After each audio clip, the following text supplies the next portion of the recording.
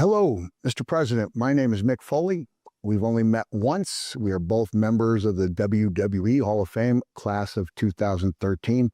We had a very short conversation where you told me it was an excellent speech. Your two sons next to you, 2 or 3. And I said, thank you, Mr. Trump.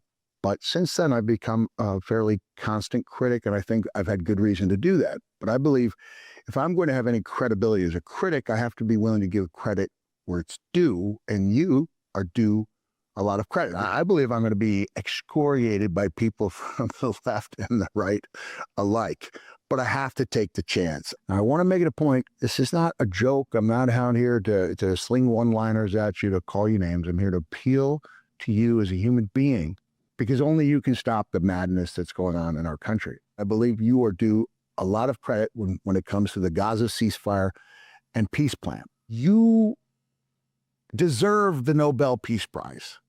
It's yours if you can stop the madness in this country, because you will not be given the Nobel Peace Prize if you are seen as inciting tension, terror, and if you are seen zip-tying children and senior citizens, abducting day laborers just looking to do an honest day's work. I don't want to use the word terror, but if people are terrified across wide swaths of the United States, in my opinion, that's terrorism.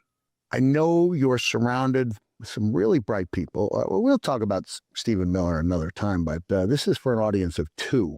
You, Mr. President, and your communications director, Stephen Chung. Stephen Chung, I know you're good with the one-liners. Let's face it, you got a lot to work with. You're the missing ear, missing teeth. Now, I know that you are a wrestling historian. And like you, I was the fat kid in school who grew up to be the fat guy.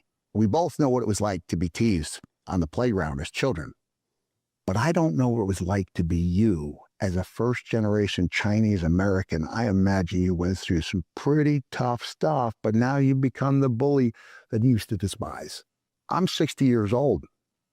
I'm old enough to remember my parents driving me to JFK Airport to see the POWs from the Vietnam War come home, because my father, as a basketball coach, had coached Tiger Turner. Now, with all credit and admiration to those who protested the Vietnam War, many of whom cut their hair and became conservatives, that's not what turned the tide at home. What turned the tide is when the boys from the neighborhood started coming home in boxes. All of a sudden, it wasn't about a war over there. It wasn't a situation with them. It became a situation about us. It hit home to me because as of now, I know someone who has been affected. Not going to name names, but he's a big dude, tough dude, strong dude, married into an immigrant family. He came home to find that his mother-in-law was gone, taken off the street, deported. His father-in-law gone in about 5 days' time. He was told, do not post this on social media or we will go after your wife even quicker and deport her, despite the fact she's been in this country since he was 1 year old. They pay their taxes, not so much as a speeding ticket. They're active in their local community and their church. And despite that, their lives are shattered. Now, Mr. President, we're at a crossroads where it seems one of 2 things can happen in the future of our country. It appears to me as if you're trying to consolidate power, perhaps turn our country into something of an autocracy. And if it does, then you get to rewrite history and you get to be the hero.